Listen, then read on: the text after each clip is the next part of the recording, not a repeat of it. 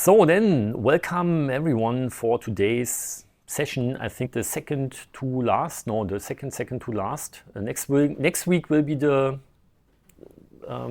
second to last week in the semester, and then will be the last week in the semester, and then will be the exam in long future that we just talked about. And the topic for today in our electrical engineering session, and with this I will share my screen, is complex power. It's not written here, but this will be the topic for today.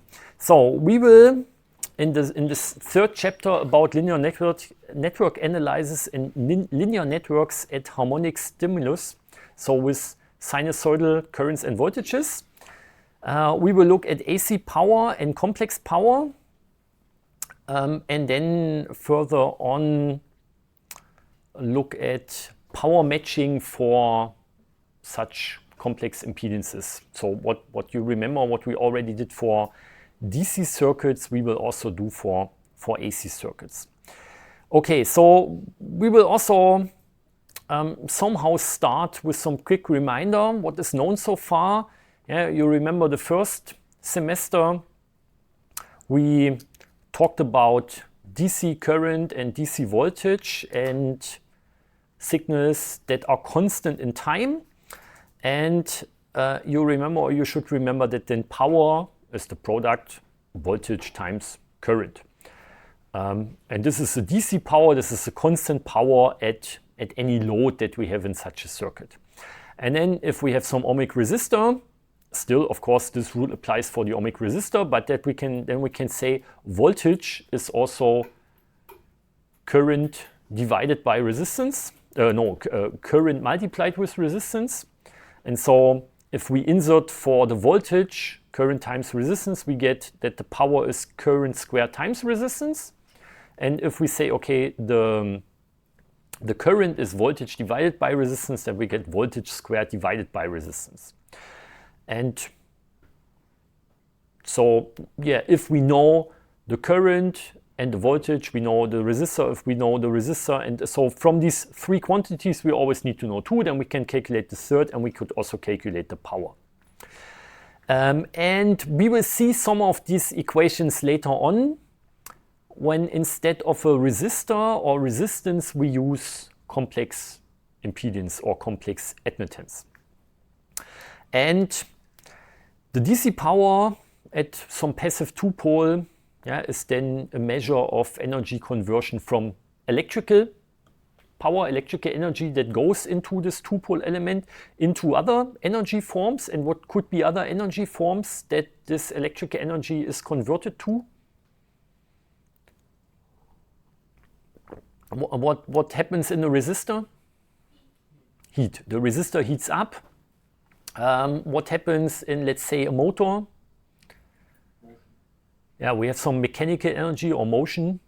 What happens in a battery or some accumulator? If we charge the battery, we get some chemical energy. So, or we could also have acoustic energy with maybe some special case of mechanical energy. Okay, the list may go on. Yeah? Okay, so this is what happens for DC quantities. Then for general time varying quantities, still the power, the instantaneous power, is the product of the instantaneous voltage multiplied with the time function of the current. So for any instant of time, we have a certain value of the voltage and the current, and the product of the two will be the power. And then the power changes over time. If current and voltage change over time, also the power will change over time. Okay, and this is also a very general valid formula that you can use in any case. So then we can go to this, now let's say, special case of sinusoidal signals, or what we call harmonic signals, harmonic quantities. And then at some ohmic resistor, right? Now this would be some sinusoidal function, this would be some sinusoidal function, or this would be a cosine function, this would be a cosine function with the very same phase. And then if you have the product of two similar cosine functions or sine functions, you can convert this into this square of a sine function into one sine function with twice the frequency. So this instantaneous power then pulsates with twice the frequency. And still the power is positive at all times, or maybe this should not be a greater than 0, should be a greater equal to 0, because if the voltage is 0 and the current is 0, if we have the 0 crossing of the sinus function, then of course the power is also 0, but the power does not get negative at some resistor. So at the resistor, there's always power going into the resistor. The resistor always dissipates power or dissipates energy and converts it into heat. And then we could still calculate something like power is voltage times current, power is current squared times resistance, or power is voltage squared divided by resistance. And this formula will give us the time average or the arithmetic mean value of this instantaneous power. That's the idea. So we can apply the well-known formula that we know from the DC circuits, also for this harmonic AC case, and then it will give us the average value, the time average value of the power at this ohmic resistor. So in reality, the power fluctuates all the time, and if we calculate it with this formula, we get the time average. And the current and voltage values that we need to use inside this formula are the so-called effective values or RMS values. So for our main grid voltage, for our power outlet, what would be this effective value of the voltage or the RMS value of the voltage? Yeah, 230 volts. And the peak value of the real sinusoidal waveform would be this times the square root of 2, would be the 325 volts. So voltage and current inside this equation must be these RMS values. Of course, you could also use peak values, but then you would, to convert a peak value into this RMS value, you have here, you divide by the square root of 2, you divide by the square root of 2 here. So you have square root of 2 multiplied with square root of 2, this is 2. So you can use the same formula with the peak values, but then you need to divide by 2 at the end to convert peak values into effective values or RMS values. And I mean, that's the reason why these RMS values are so important, because you need them, or they are more useful to calculate power. And that's why if you take a multimeter, if you measure a voltage or current somewhere, what the multimeter usually displays is the RMS value, because from these RMS values you can calculate power. Okay, and for this ohmic resistor, the ohmic resistor just converts electrical energy into heat. So this is a measure of this energy conversion from electrical energy into heat. Then we can look at inductors. And so at inductors, the current lags the voltage with a phase shift of 90 degrees. And so if we go back to this formula, so now we have some sinusoidal waveform, let's say, and then we have a second sinusoidal waveform, but this lags by 90 degrees. This is always has a 90 degree phase shift. So I don't know, maybe if we have some time later on, we can plot it or we can think about it. But what happens is that the instantaneous power that we get still has twice the frequency compared to this, but it's not always positive. It has equal positive and negative half waves. So half of the time the power is positive, the inductor is charged, it's storing energy into the magnetic field of the inductor, and the other half of the time the inductor is discharged, getting energy from the magnetic field back into, let's say, current and voltage. So the energy flows in both directions. It oscillates between the source and the inductor. The inductor all the time. So if we have our 50 Hertz mains grid, if we would connect a purely inductive load, then 100 times per second, it would be charge and discharge, charge and discharge, charge and discharge, and so on. Yeah, and so if we go back to the ohmic load, so the light thing here in the room are, I think, some fluorescent lamps or some discharge lamps. If you have a classic light bulb with some filament where the current goes through, heats it up. Yeah, so then in reality, what would also happen is that the light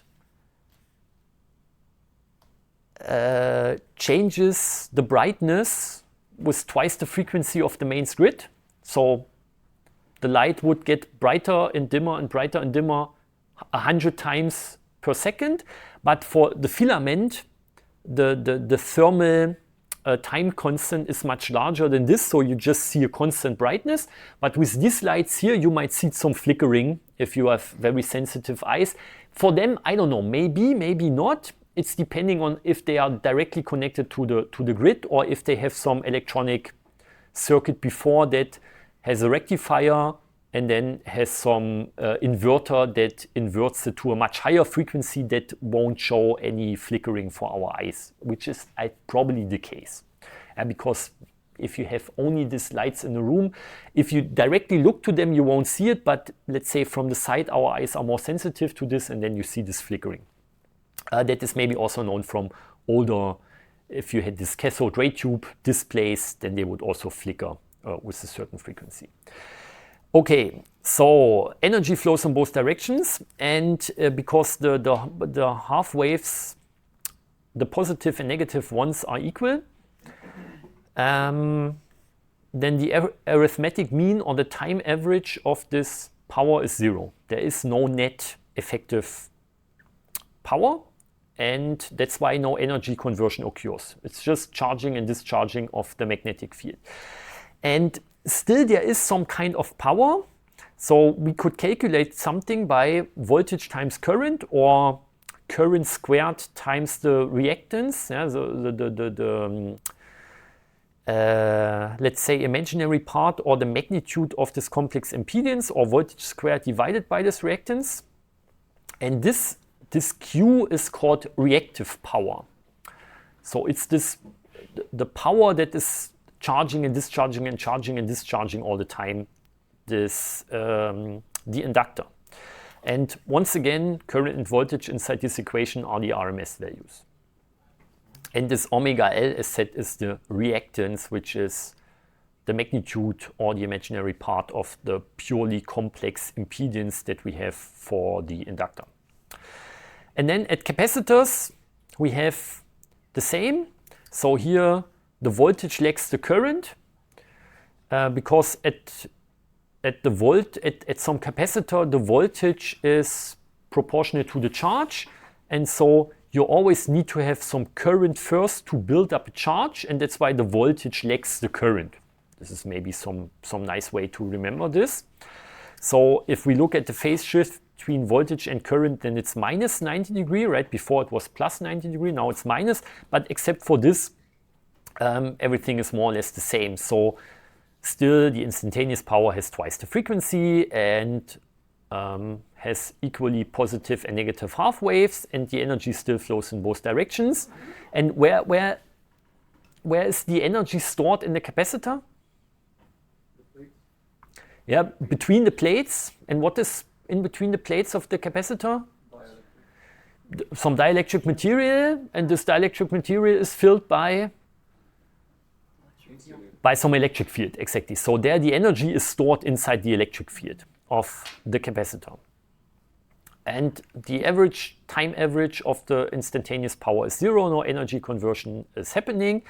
And here, yeah, by some definition now we say that this capacitive reactive power is minus voltage times current, minus current squared multiplied with this reactance, or minus voltage squared divided by this reactance, and the reactance is 1 over omega c, right? And that's why we have here 1 over omega c, and here the 1 over omega c just becomes omega c in this equation. And so this is the negative maximum value of this instantaneous power. Yeah, and still voltage and current must be the RMS values, and this is the so-called capacitive reactance. And this is also usually defined to be negative. Why it's negative?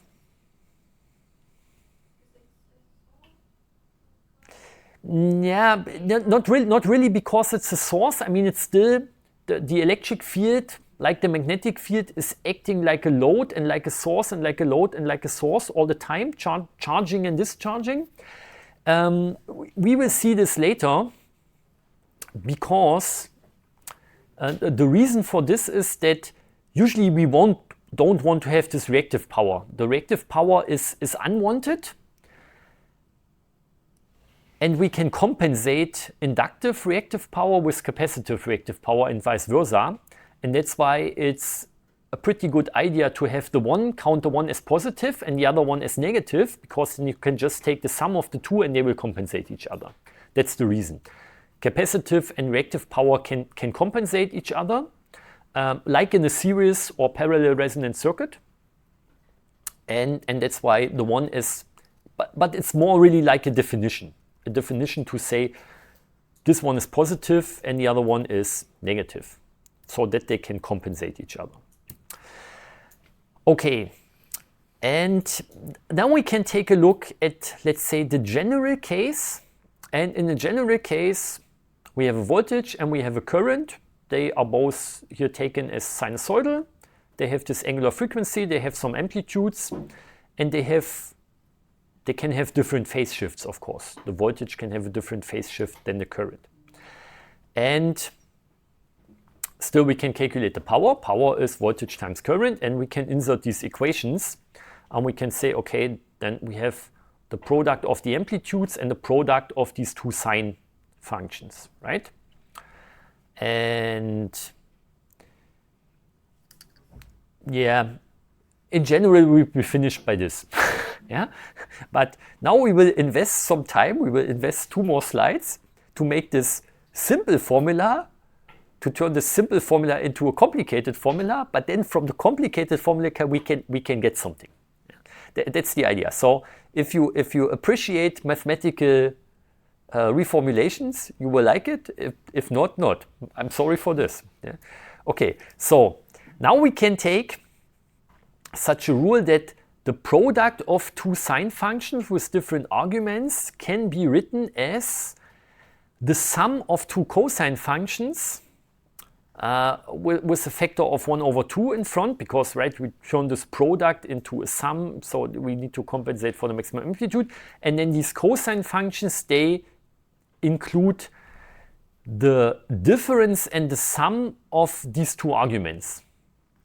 And so what will happen is that if we take the sum of the two, we get this term with twice the frequency, what we've seen before. We get something that oscillates with twice the frequency, and we get something that doesn't or does not oscillate at all anymore.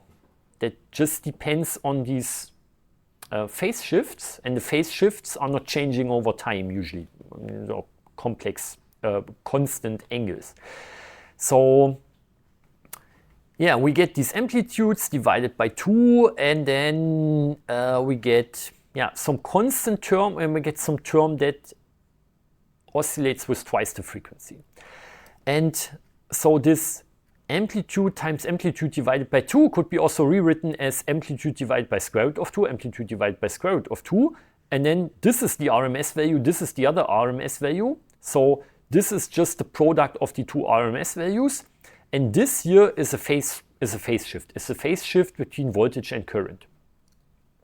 Okay, and so then this first part, we can say this is a constant part or a DC part, which is voltage times current times the cosine of the phase shift between current and voltage.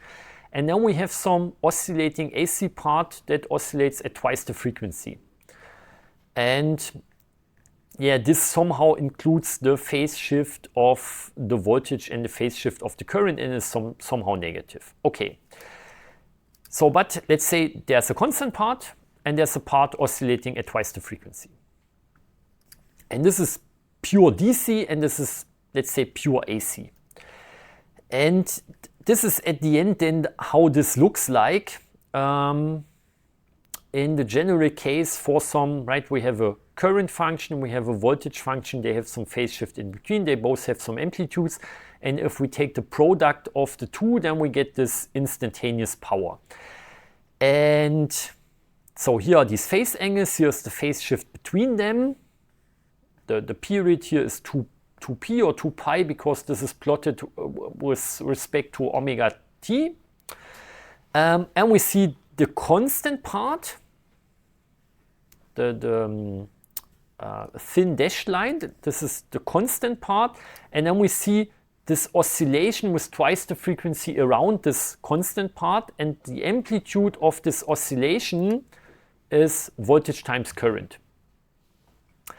And so now we call this here, because this is the constant part, remember the constant part before was the power, the effective power. We call this constant part effective power. P, here in this diagram, this is the P, the capital P, and we call the amplitude of this oscillation S, and this S is the so-called apparent power. So this is the same as P, and just this here in front, this is the same as S.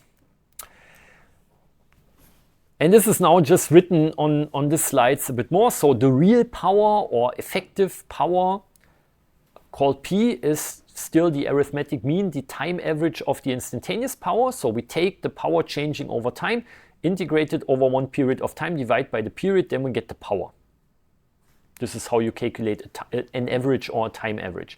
And for these harmonic quantities, it's RMS value of the voltage, RMS value of the current, and the cosine of the phase shift between the two. And so this is what in some load is converted, really converted into other energy forms that we had before. Heat, mechanical stuff, light, sound, whatsoever. And the unit of the power is, of course, the unit of the voltage times the unit of the current. So it's volt times ampere. But usually for this real power or effective power, we use the unit watt, named after James Watt, who did what? Yeah, he did some power calculations, but what is James Watt known for? Steam engine. Steam engine, exactly. And I think he did not really invented it, because this was maybe some other guy. But he made it, let's say, maybe more effective. At the end, it's still not a super effective machine, but he popularized it. Okay, so this is the real power. And then we have, as said, this apparent power S as the peak value of this alternating component. So it's voltage times current. And this is, yeah, some calculation value. There is no real physical interpretation. Yeah, it's just that it's this peak value of this alternating component. But this apparent power, so if you have something like a motor, some machine that is powered, then what the cables or the conductors getting the current to the machine and getting the current back from the machine will see is this apparent power. So this apparent power is important to size conductors or to size transformers inside your power grid, because they need to carry the total current. They need to carry the current that really is converted into heat or mechanical energy or something else in your load, but they also need to carry the current that just charges and discharges and charges and discharges some magnetic or electric field all the time. And there's a question. Will you write the phase shift, cosine of the phase shift equals 1, so is the phase shift is equal to 0? I mean, at the end, because here this is at the end just one number with the unit volt times ampere. So it's this apparent power is usually not changing over time, and there is no phase shift associated with this. Of course, so if we look at this instantaneous power, the phase of this instantaneous power is of course given by the phase of the voltage and the phase of the current. But this apparent power is just the two terms that we have here at the beginning. Can I mark this? So this is the apparent power. And this here at the end, usually no one cares about, let's say. Just that we know, okay, it's oscillating with twice the frequency, but okay, anyhow. Yeah. So that's why it's important, because you need to take into account this apparent power if you are looking for a certain transformer for a system. If you need to dimension a cable to carry a current for a certain system. And the unit of this is, of course, once again, the unit of the voltage multiplied with the unit of the current. So it's volt times ampere. And in this case, to distinguish apparent power from real power, we usually use the unit volt ampere for this. And this is also called a new unit. It's a volt ampere. And it's like a volt times an ampere, but it's a volt ampere. And it's the same as watt, as the unit watt. Yeah, but to distinguish, if you see something that has the unit watt, you can assume it's a real power. If you see some power that has the unit volt ampere, you can assume that it's some apparent power. That's why there's this distinction between them. Okay, so now we can come back to this reactive power that we talked about before. So this is now the maximum value or the peak value of some instantaneous power, of not the whole instantaneous power, but of the instantaneous power component that would oscillate symmetrically around the time axis or around, let's say, the x-axis in our diagram. And we will see the calculation on some following slides, but what you can remember is that this reactive power is also voltage times current and then multiplied with the sine of the phase shift between current and voltage. Before, for the real power, we had the cosine. Here we have the sine. And for the apparent power, we have no cosine, sine at all. We just have voltage times current. And once again, this is the power, the energy that oscillates between the source and the load. And the unit, once again, because the sine function is unitless, is the voltage unit and the current unit, volt times ampere. And once again, to distinguish this from other powers, this gets a new unit that is called volt ampere reactive. And you will sometimes see it as, or it's called var, because volt ampere reactive is rather long. So people will say here in this system we have 2 kilovar of reactive power, and I'm not sure about the current rule. These are more or less the slides of Professor Fick. I would say that it's rather written with a small v usually, but you can also write it with a capital V. It's not that wrong. And sometimes in older German books, I can remember that they would write a volt and ampere capital and then a lowercase r to say volt ampere, and then the reactive was a small r. I think nowadays the more common notation is to have all the letters lowercase for the volt ampere reactive.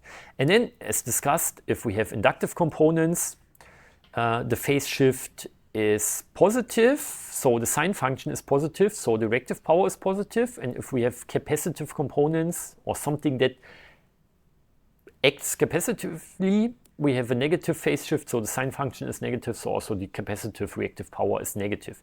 And as said, this also comes from this equation, and this also fits to the definition that we said before, that the one is positive, the other is negative, so they can compensate each other. We can compensate inductive reactive power with capacitive reactive power. Okay, and once again, if you appreciate mathematical reformulations, you will like this slide.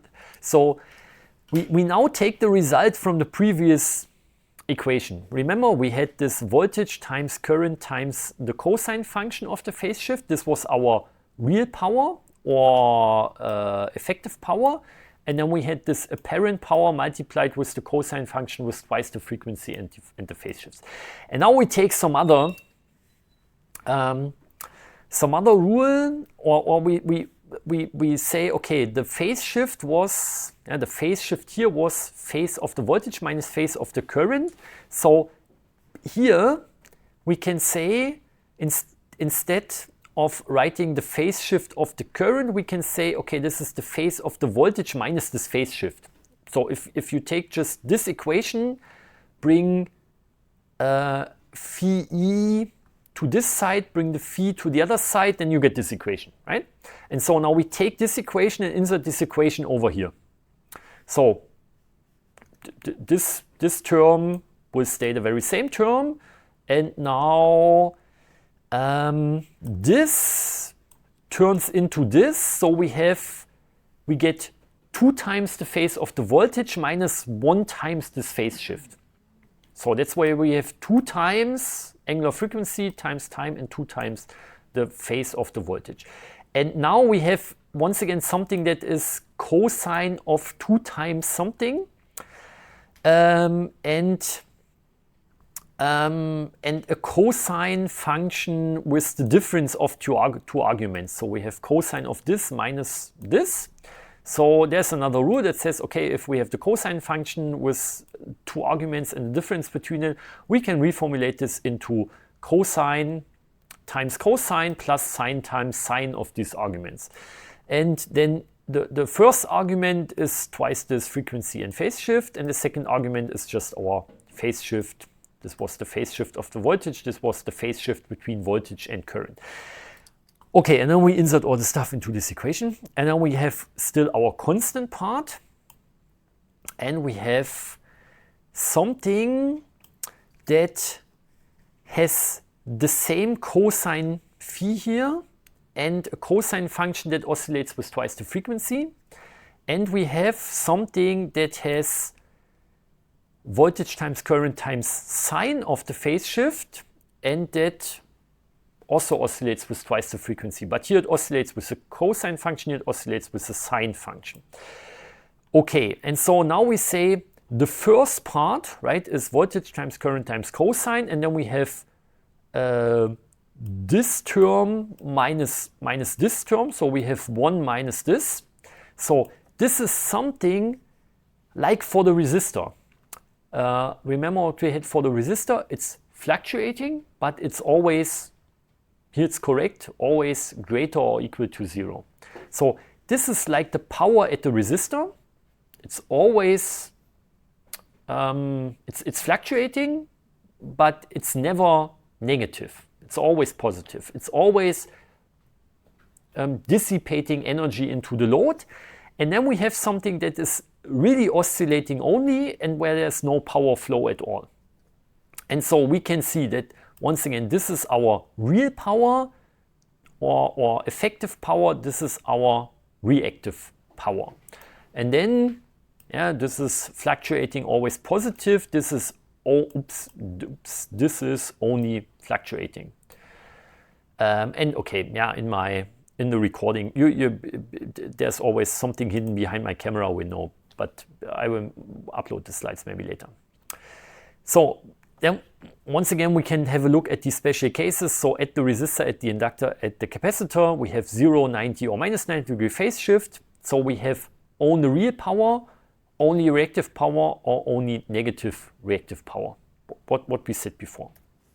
And once again, this reactive power is unwanted, undesired, because it creates additional loads on cables. Every cable also acts like a resistor, and if you push a current through the resistor, there will be some, even by the reactive currents, there will be some real losses. And you don't want to have these real losses on your cables, distribution systems, transformers, and so on, because this reactive power is not involved in energy conversion. It's just all the time oscillating back and forth between wherever your electrical energy is generated in some power plant, and wherever your motor, your vacuum cleaner, your hair dryer, or your washing machine, wherever you will use a motor have. Yeah, and that's why we will later talk about how can we get rid of this reactive power. This is some important thing.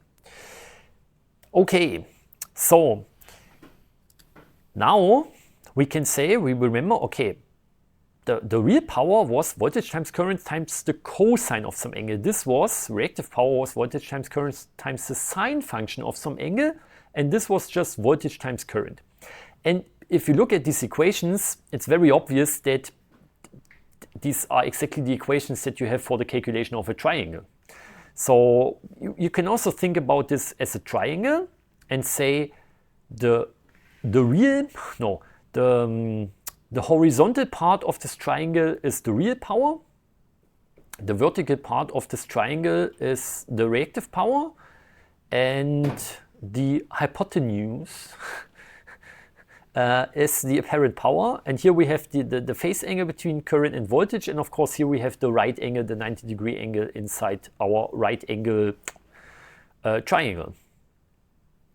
And yeah, from these equations it also follows that if we have the apparent power times the cosine, we get the real power. If we have the apparent power times the sine, we will get the reactive power. Then this Pythagoras rule also works, real power squared plus reactive power squared, and then the square root from this will give the apparent power. Yeah. And so once again, we have three equations, or no, we have three quantities. If you know two of these three quantities, you can usually calculate the third one without problems, because these are the rules of some right-angled triangle. Okay, then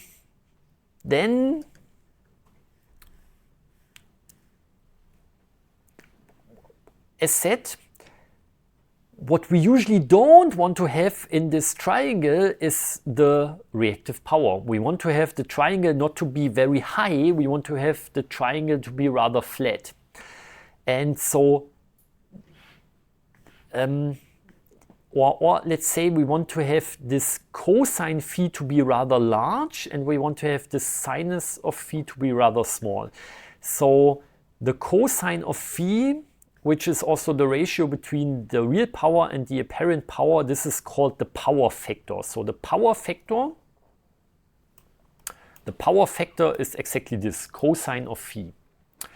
And yeah, as said, this should be small, this should be large. So for a good energy system, we want to have that the cosine of phi is close to 1. Like you want to have an efficiency also to be close to 1, but this power factor is not really some efficiency. It's a power factor. It's this. I mean, it's the ratio between the real power and the apparent power. But if it helps you for the understanding, think of it like some efficiency. That you want to have it close to 1, and of course, if you think about the triangle, also the cosine phi cannot be larger than 1, because then you would not have a triangle anymore. Yeah, and so we want to have the cosine phi to be high, we want to have the sinus of phi to be small, and the cosine of phi is also always positive. So we need to distinguish a little bit if the cosine phi, if the power factor is, let's say, 0.8, you don't know, is it reactive? You know it's reactive, but you don't know if it's inductive or capacitive. You don't know what is being charged and discharged there. So in this case, you would really need to know the phase angle, or if there are power factor measurements, and if you have a device that measures the power factor, it would usually show you if it's capacitive or inductive value that you get. Yeah, so there must be a distinction between them. Okay. So now we can come to the point that, as discussed before, that we can somehow try to improve the power factor. Yeah, and so the idea is we have a source and we have a load, and usually loads are inductive. Of course, you have motors in most cases, and motors always have coils, and coils behave like inductors. So in most cases, if you have power systems, if you have drives and stuff, they will behave inductive, and that's why we need to have some capacitors, some capacitance to compensate it. So we take some capacitor and yeah, we could put it in parallel to the load, or we could put it in series to the load. Why in most cases, or what would you say, why it's a good idea to put the capacitor in parallel and not in series to the load?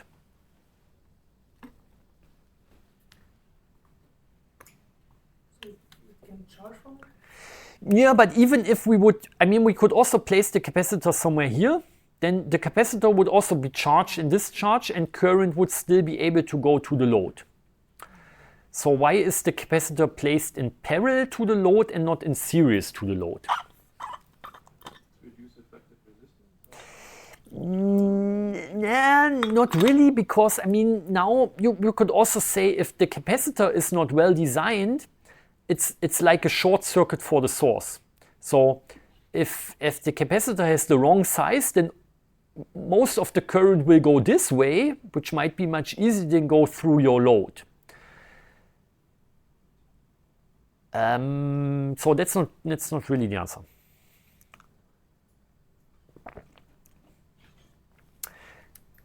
The reason to place it in parallel is that the voltage at your load will remain more or less constant.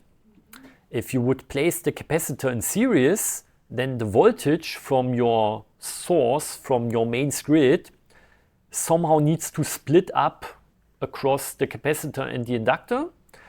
And in this case, the capacitor really needs to have the right size, so that you still get a reasonable voltage at your load, the voltage that you would like to have. And I mean here, if the capacitor is a bit too small or a bit too large or whatever, the voltage will stay more or less constant. That's the idea, to place the capacitor in parallel. Yeah? And so now we can use our nice power triangle and can say if the voltage here stays constant, then also the current here will stay constant. And if the current stays constant, also the real power and the reactive inductive power in the load will stay constant. So this will stay constant and this will stay constant. And yeah, if we have a high reactive power, we get this high triangle.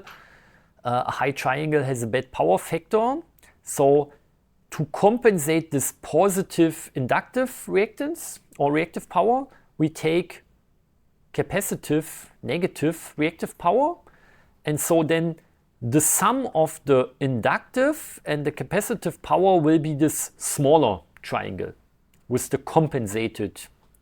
It's the German schematic, to be honest. So, but the C for the capacitor and the C for the compensated would be also easy to confuse. So this means compensation here, the K, Kompensation in German. Yeah, and so depending on how we size the capacitor, we will get more or less of this capacitive reactive power, and then we can get a smaller or larger compensated state. And of course, in an ideal world, we would do it that we totally compensate all the reactive inductive power with capacitive power. Yeah, but then if your motor is not running on full load, then you would undershoot, and so there's some optimum in between for the most usual operational states of your machine. Yeah, so now the question is just how can we calculate this? So of course, for any load, we can determine or calculate the real power and the the reactive power of this load. And then we can say, okay, we want to compensate it to 10%, or we want to compensate it to a certain power factor, so that the power factor should be better than 0.9 or better than 0.95 or better than 0.99 or whatsoever. So then we can get, just by the difference of the two, we can get the capacitive reactive power that we need. And if we know the capacitive reactive power, then we can say, okay, capacitive reactive power depends on our source voltage divided by the reactance or multiplied with this omega C, and we can rearrange this to C, and then we get some equation that tells us, okay, our capacitor to do this and this compensation needs to have this and this size. Yeah, and here the 2pf is of course the angular frequency in this case. Okay, so this now the main heading is changing. So now we were still in the time domain. Now we were going into the complex domain, and everything is still the same, but still still a bit different. Yeah, so our idea or our aim or our goal is still we have a system, we want to determine or calculate real reactive apparent power, and we want to do this directly from our complex phasors, complex RMS phasors for voltage and current. So our voltage and current phasors are like this, right? Now this is the complex phasor with the underscore, has a magnitude, has a phase, has a magnitude, has a phase. And does anyone know what this star or this asterisk means? Yeah, this is complex conjugation. So it means that this is the complex conjugate of the current, and so it has the same magnitude but negative phase. Yeah, also a minus there. And so now if we calculate the product of the voltage phasor times the complex conjugate of the current phasor, we get a new quantity that is called complex power, S underscore.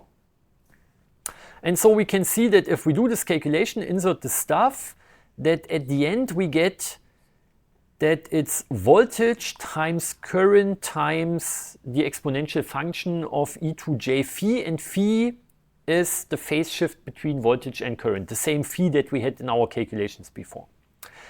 And so this is also the reason why we need in this equation, why we need to have the complex conjugate, because we want to have the minus here at this position. We want to have the difference of the phases. We want to have the phase shift between current and voltage. If we would just take voltage times current phasor without the complex conjugate, there would be no minus at this position. That's the reason why we need to have the complex conjugate there. Okay, and that is pretty nice because now this S is a complex quantity. It's not really a phasor. There might be some slides where it says it's a phasor, but it's not. Or you might find some books that says it's a phasor. It's no phasor. Right? If we have a, this is a phasor for the voltage. This is a phasor for the current. This means that we have a voltage that is changing harmonically, sinusoidally over time with a certain frequency, with a certain amplitude, and with a certain phase shift. The same for the current. I mean, this here at the end looks pretty similar, right? It also has a magnitude and phase, but it does not mean that there is a power changing sinusoidally over time. That's why we looked in the time domain before. There is something that is changing over time, but with twice the frequency, and there's some constant part, and so on and so on. Yeah? So this both are complex numbers, but this is a phasor. This looks like a phasor, but it's no phasor. It's still a complex number, but it's no phasor. It has not the meaning of the current and voltage phasor. It's a complex power. Okay, but still we can apply these Euler's formula, and we can say we can split it up into a real part, and we can split it up into an imaginary part. And we say, oh, the real part, this is with the cosine function. The imaginary part, this is with the sine function.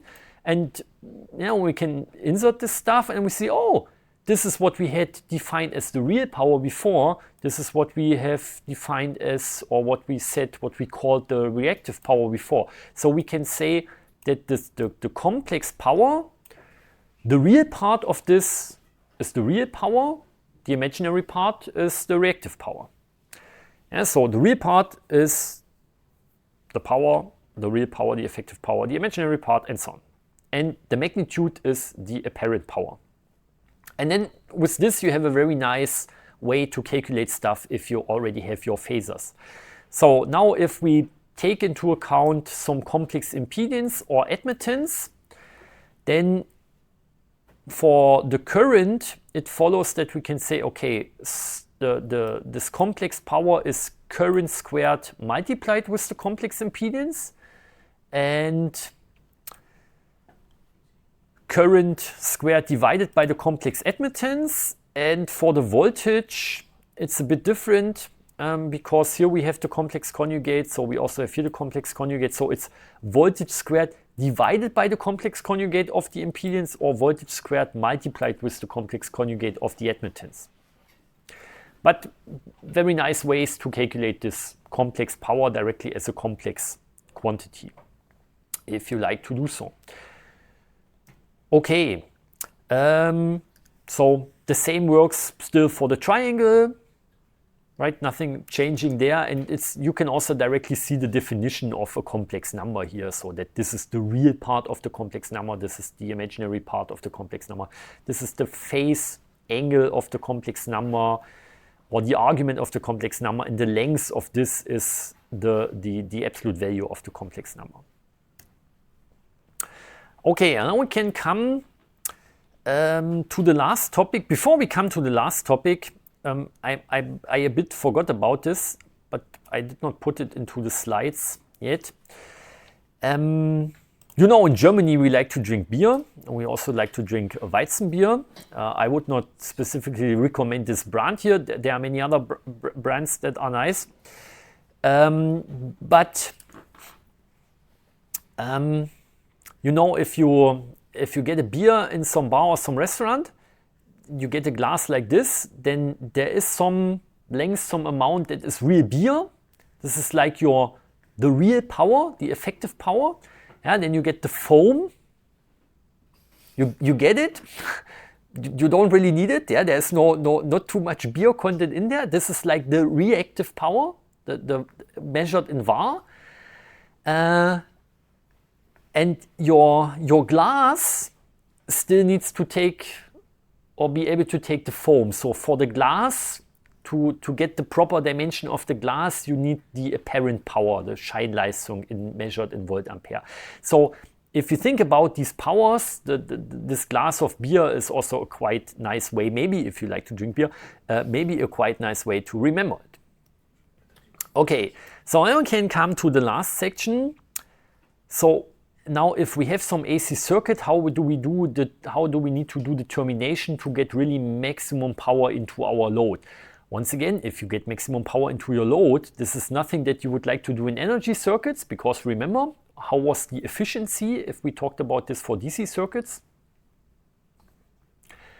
Just 50%. Okay, so we have a source. The source has some internal voltage source with some open circuit voltage or some source voltage, and it has some inner impedance. And then we have a load, and the load also has some impedance. And the impedance could be written as some real part and imaginary part, as some resistance and reactance, both for the inner impedance and for the load impedance. And then we can say, okay, now the circuit has a total impedance, so it's the sum of the real parts, it's the sum of the imaginary parts, and we can calculate the magnitude of this impedance, and we can calculate the current. Current is source voltage divided by this total impedance, and we can calculate the power, and the power is the voltage squared times the real part of our load impedance, the resistive part that we have in here. And so on. We can insert all this stuff into this equation, and we can see, okay, the power, the real power, the effective power that we get into our load depends on the source voltage. Okay, clear. If we have more source voltage, we will get a higher power. If we have It depends on the resistance. If we have more resistance, okay, then we have more voltage, we might get more power. And then we divide by the sum of these resistors, and we divide by the sum of these reactances. And if this power should get large, of course, the denominator in this fraction should get small. So, okay, we can probably not change that much here, but we can change it here in this way, that if this is, for example, positive and this is negative, then they would compensate each other. So this term here, this should be 0. So in the load, we should have exactly the opposite reactance as in the source. And okay, then this term is 0. Yeah, so then we are just left with this term. And this is the formula that we know from the lectures before the Christmas break. I would accidentally like to say from the first semester, but it's still your first semester, because this is what we do with our German students in the second semester. But this is what you remember. This is what we had for the DC circuit. And the solution for this was that the resistor or the resistance in the load should be equal to the resistance of the inner impedance or the generator impedance. And therefore, the condition is that the outer impedance, the load impedance, must have the same resistance than the inner impedance, but the opposite reactance of the inner impedance. And then they can, so it, once again, this should be the complex conjugate of the other. Same values, but negative imaginary part or negative phase angle. And then we can get maximum power from our load, from our source into the load, but the efficiency, remember, will be not that good, unfortunately. Okay, so then we still have some time left to do a quick Kahoot quiz. And because today I had some event with pupils from a high school in Magdeburg, I had no time. I just rushed here. I had no time to go to the lab to bring my original Kahoot glasses, and I also have no prizes today. I apologize for this, but we can still remember who won, and you will get some applause. So we have on the fundamentals of electrical engineering. We will have 9 questions that have something to do with power and calculations. And why there is no QR code? I'm waiting for the QR code.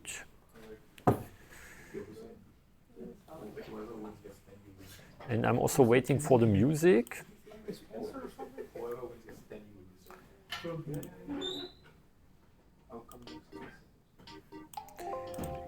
Okay, there we have some music.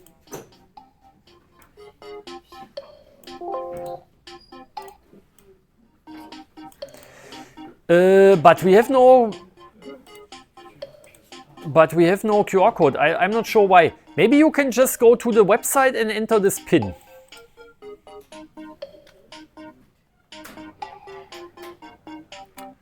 I hope this works this way.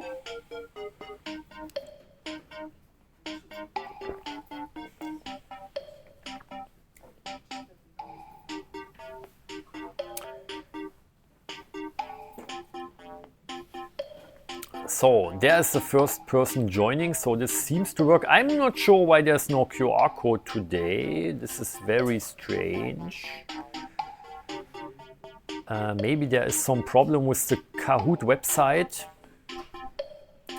And in the meantime, when you will see this anyhow, I can try to put the audio to the beamer, to the projector in the room, but this is always not working.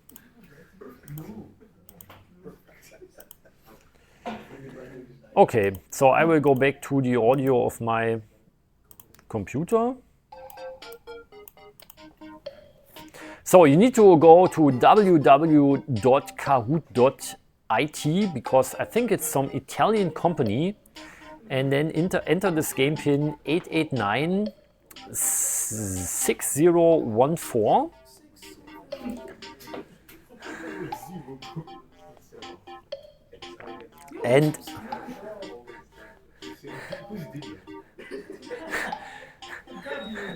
And we already have quite good names. Once again, we have the M&MG, the Diddler. Of course, 6, 7, some X, the 4 dots. Oh, and why is it? Is the internet connection that bad today? What is happening? Why are people coming in and out to this quiz?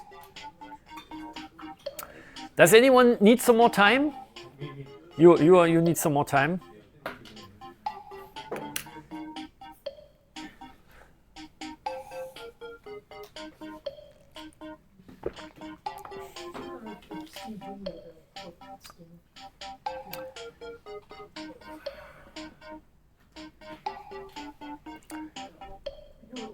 Okay, I think there. Okay. So I think we will start. I'm not sure what the Kahoot Plus means, but we have on complex phasors and power some questions. And the first question is one with the picture. So you see some given oscillation, and what is the correct phasor or the correct expression for the phasor, for the voltage phasor of this given oscillation. And because it might be difficult to see, I'm just telling you that this is a small lowercase u, the same as here, and this is a capital U.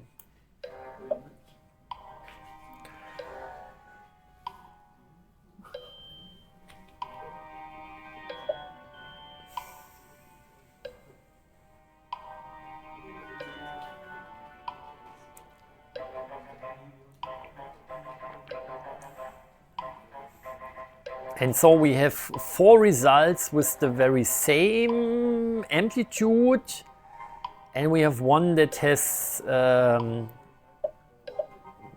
a smaller magnitude here of the complex quantity.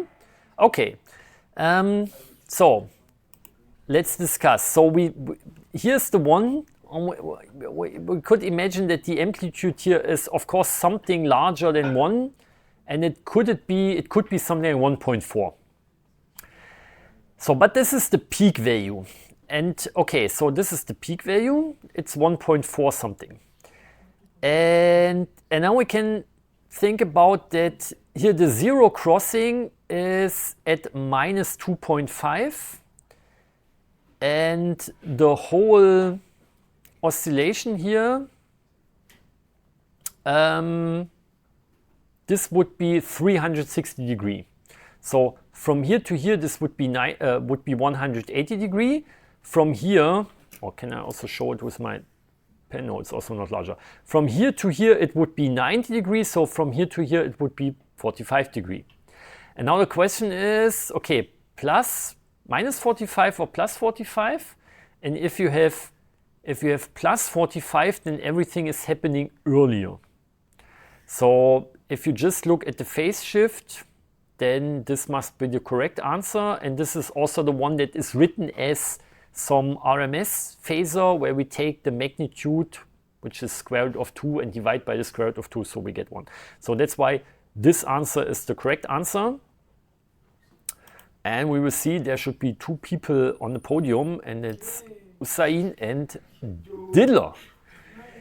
Okay, so we come to the second of 9 questions. We have a sinusoidal current with 1 ampere amplitude that flows through the resistor with R equals 1 ohm. So we have the circuit here. And the question is, which statement is correct? Do we have a power of 1 watt that is converted in the inductor? Or do we have a voltage across the coil that leads the current by 90 degree? Or does the current across the voltage lags the current by 90 degrees, or the voltage across the resistor leads the current by 90 degrees?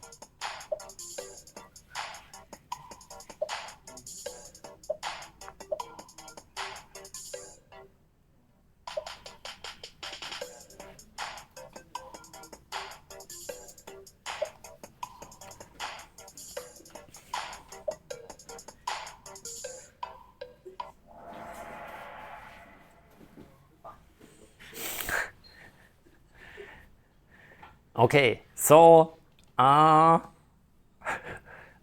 most of you have intuitively selected the wrong answer. No, this one is the right one. At the inductor, the current lags the voltage. And so the voltage leads the current by 90 degrees.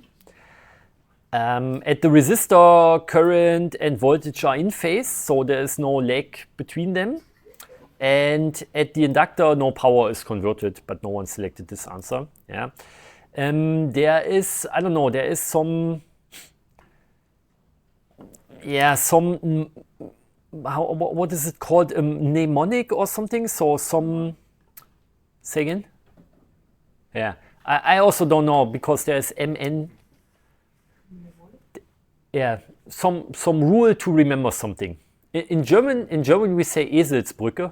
This is also a stupid word because it means like a Muli bridge or something like this.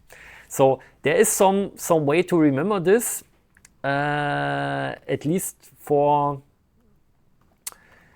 if you are from the United States. There is Eli the Iceman. I don't know, some comic figure, some Iceman, like a snowman, which is called Eli. And the voltage is in some books also called E and not U. And so, yeah, at some inductor, the voltage is before the current. And at the capacitor, the current is before the voltage. So if you think about Eli the Iceman, I can maybe I will switch to full screen so that you can. No, we will go out of this for a second. Ooh. My computer is so slow. No, we won't do it. I will not ruin the game. We will Google for Eli the Iceman later. I remember that I have some picture with some, I don't know, like a CD or some of them. Voltage flows faster? No, it does not mean that voltage flows faster. It means that voltage, we will plot this in the exercise, is that the voltage is before the current. The current lags the voltage. Okay, Yeah? Okay, so Wally is taking the lead. Hussein is in third. And I 6-7 is on the second place. So we come to the third question of 9. Which current flows through the circuit if we have a 100 ohm resistor, a 1 Henry inductor, and a total voltage of 141 volt?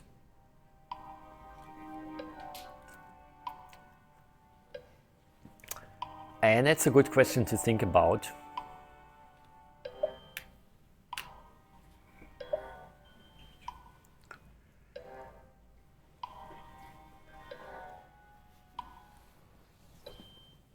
And in the meantime, I will get my cell phone.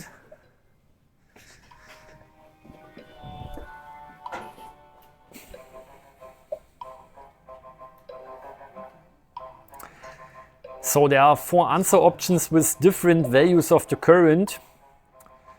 10 ampere, 1 ampere, 1.41 ampere and 0.7 ampere. And there's just one right answer. And most of you have selected the right answer, which is good. I I mean, this means that we have a DC voltage, a constant voltage. If we have a constant voltage, we will also have a constant current, and then the inductor just acts like a short circuit. So we just have the resistor if you have 141 volts. If you have a 100 ohm resistor, then you end up with this current. Okay, excellent.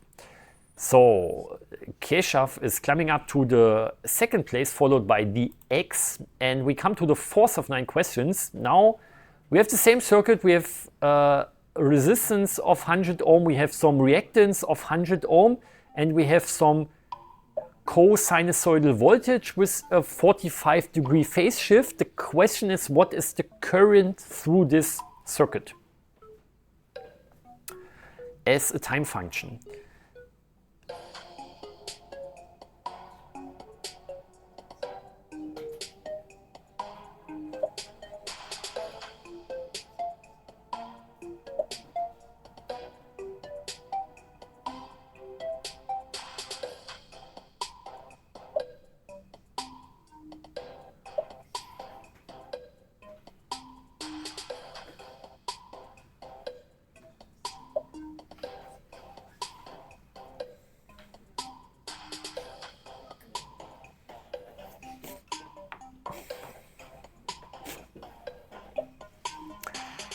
So we have two answers with the sine function, we have two answers with the cosine function. And okay, interestingly, just one person selected the right answer. You need it? No. Why is it double?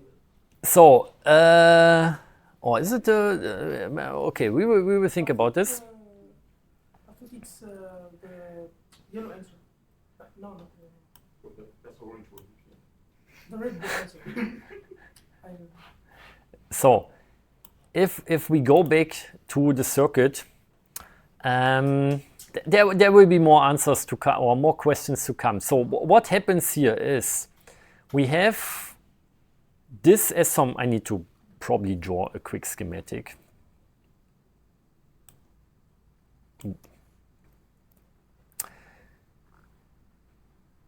So does my snipping tool work? Now it works. So I will copy this to my drawing program. So there's our circuit. And now we know that the total voltage was something like 141 volt and had this 45-degree phase shift, right? And so now we can say, okay, at the resistor, this is the total voltage. So at the resistor, what should happen here is that we only get a voltage in this direction. So this is UR or VR. And the voltage across the inductor is this. Because, yeah, this is current times J omega L. This is current times R. So the shift happens in the AC circuits only due to capacitance and inductance. Exactly. Yeah. And so if we have a current, the current at the inductor or the voltage at we have a current in the circuit, and the voltage across the resistor will have the same phase. The voltage across the inductor will have a 90-degree phase shift. And so if they both have 100 ohm and 100 ohm as resistance and reactance, this will tell us, okay, this has the same length as this has the length. So that's why we end up with the 45-degree phase angle. And yeah, so if this is 141, what should be the length of this and what should be the length of this? That times the square root of 2 over 2. Yeah, so if this is 100 volt long and this is J 100 volt long, then 100 squared plus 100 squared square root will give 141. So the voltage across the resistor must be this 100 volt times cosine omega. So the time function of this, UR of t, must be 100 volt times cosine times omega t plus 0 degree phase shift, because here we have no phase shift. The total voltage has 45 degree phase shift. The voltage across the resistor has no phase shift. And so if the voltage across the resistor has no phase shift, then also the current through the resistor should be just this voltage divided by the resistance, divided by the 100 ohm. And so 100 volt divided by 100 ohm gives 1 ampere with the cosine function with no phase shift. And that's why the green answer is the right answer. And remember this for the current, and maybe, I don't know, maybe remember the nice schematic that I have drawn, because all the other questions will also somehow associated or related to the circuit. Oh, but now Wally XX Usain is really taking the lead here. And, oops, I might have accidentally spoiled this answer, but which voltage drop do we have across the resistor if we have the same circuit with 100 ohm resistance, 100 ohm of reactance, and a total voltage with this 141 volts and 45 degree phase shift?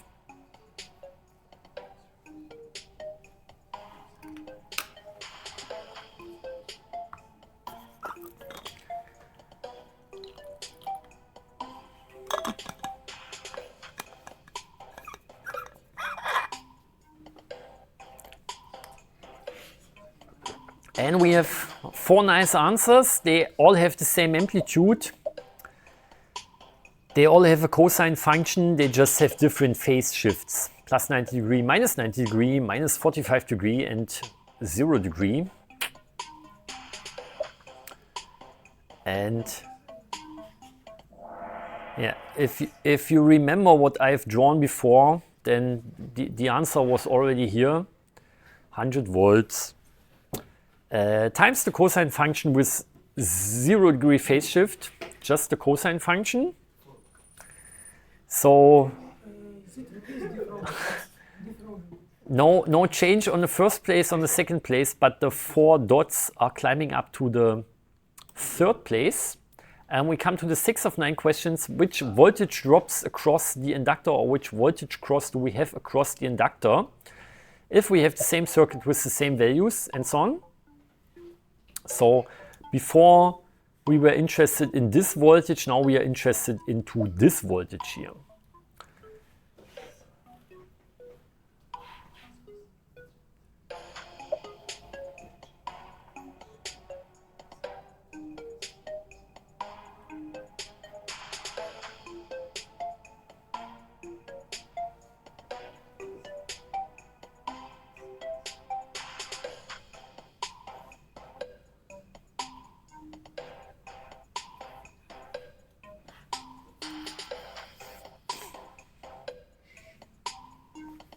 And once again, we have 4 answers with the same magnitude, the same cosine function, but just different phase shifts of plus 90 degree, minus 90 degree, minus 45 degree, and 0 degree. And the right answer is the red one with the plus 90 degree phase shift. The one that we have here, if we would write it as a complex phasor, we get the multiplication with J, it's pointing upwards, we get 90 degree. I mean, we can also do it in a way like this, that I think this is visible here. So that I can say, okay, this was 1 ampere times cosine omega t. And now if we really calculate the voltage across the inductor in time domain, No, not the current, the voltage. So how can I calculate the voltage across the inductor from the current?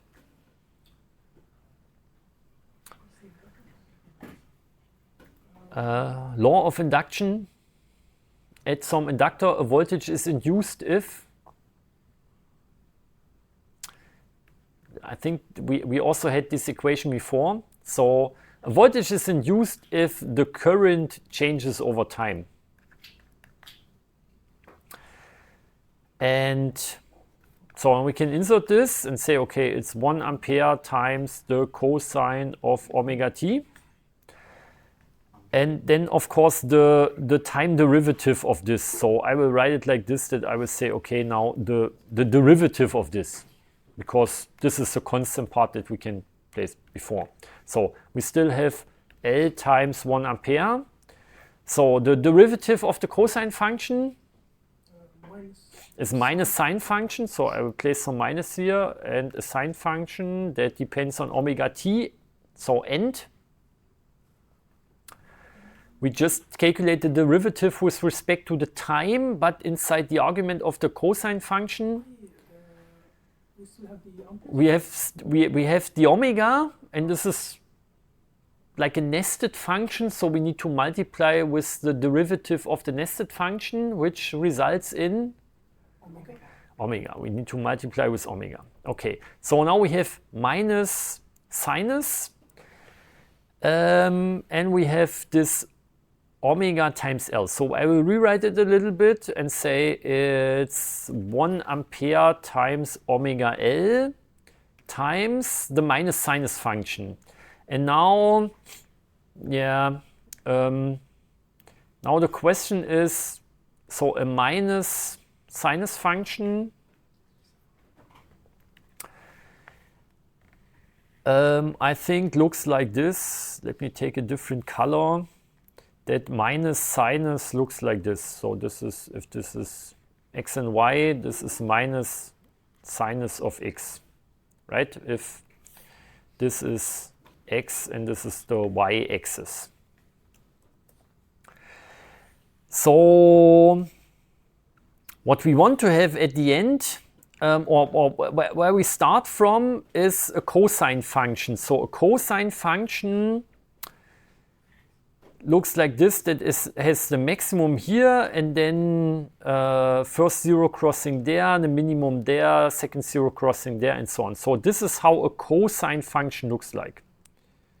So this is cosine of x.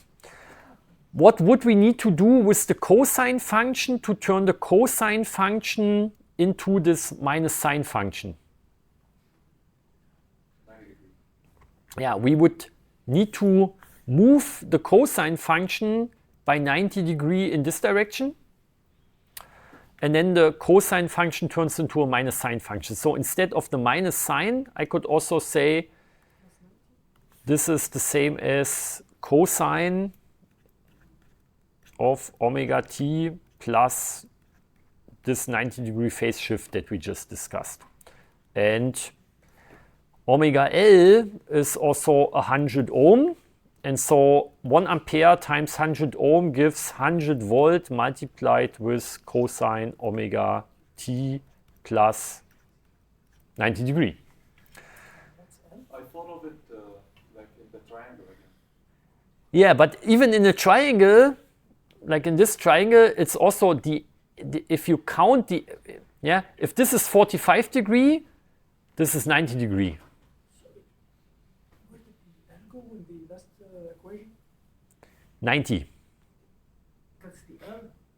This is the phase shift of the voltage. It's 90 degree. No, I meant the omega L. This is 100 volts, and omega L was 100 ohm.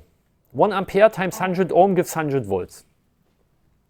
Yeah, and so this you're pointing upwards also has an angle of 90 degree, because we are always counting angles from the positive real axis upwards, or from the positive x-axis upwards.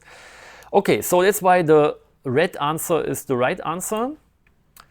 And once again, the There's one person I think that is now almost unbeatable, but the 4 dots climbed up to the second place, and we come to the second to last question. I don't know how to call this. The 7th of 9 questions. Now, how large is the effective power or real power output of the circuit? We still have the same values. We still have the same voltage as before. So all the currents and voltages that we just discussed are still there. And the question is, how large is the power? And there are 4 answers: 141 watt, 100 watt, 50 watt, or 10 watt.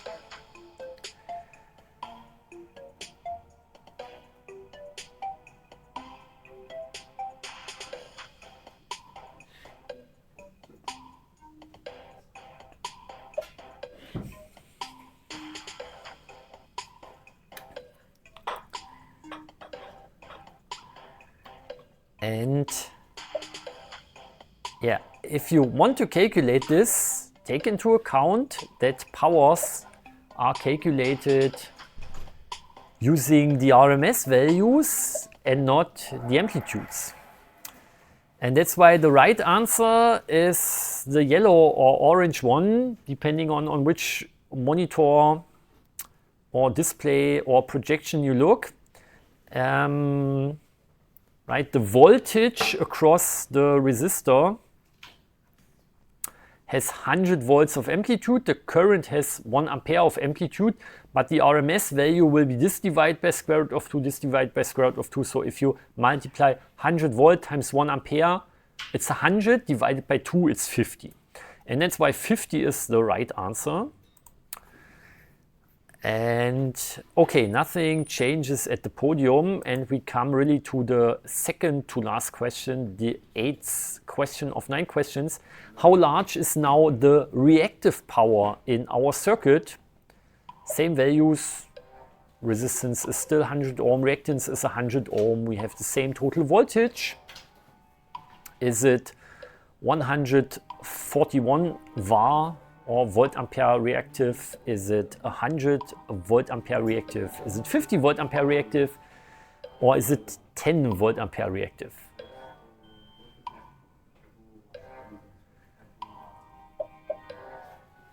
And yeah, it looks like that someone is already celebrating his success.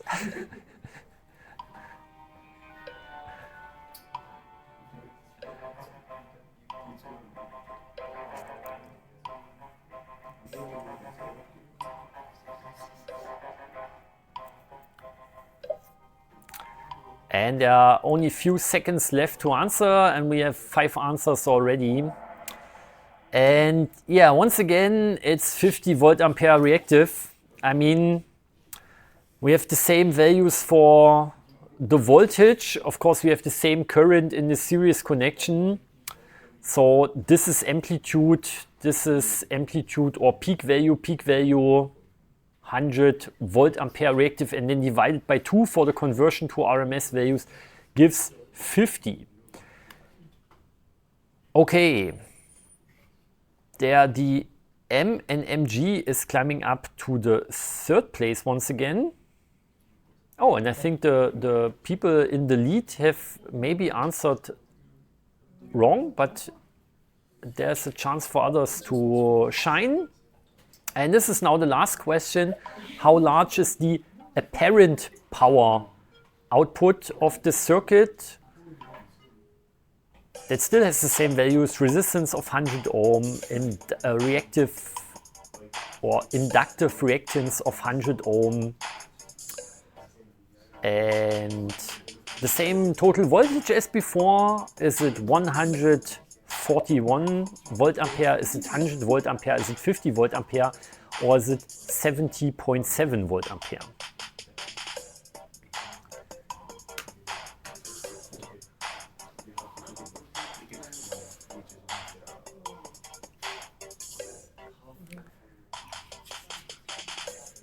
And remember the power triangle. So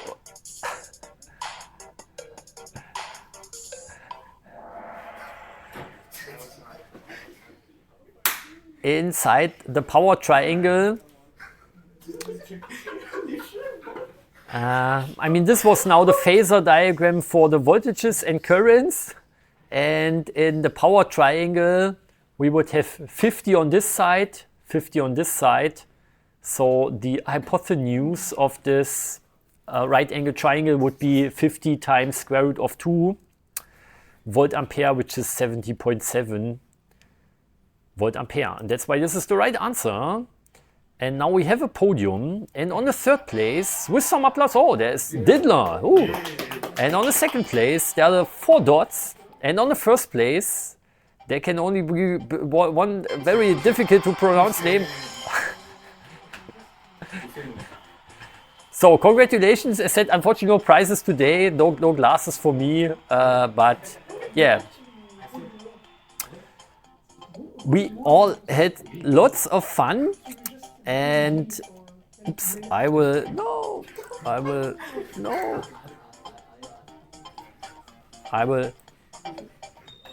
turn on the music a little bit. Say thanks for attending this nice lecture. We will now have a short break and we will be back after the break with some exercise on the very same topic, complex power calculation in linear circuits with harmonic excitation.